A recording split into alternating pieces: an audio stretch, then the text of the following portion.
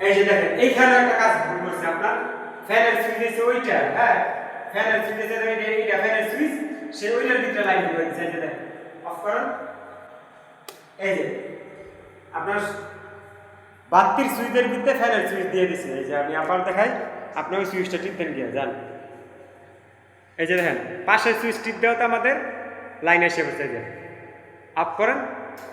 তো আমি আবারও বলি ভালো লোক দিয়ে কাজ করাবেন দেখেন ফ্যানের সুইচ হচ্ছে ওইটা এই যে আমি দেখাই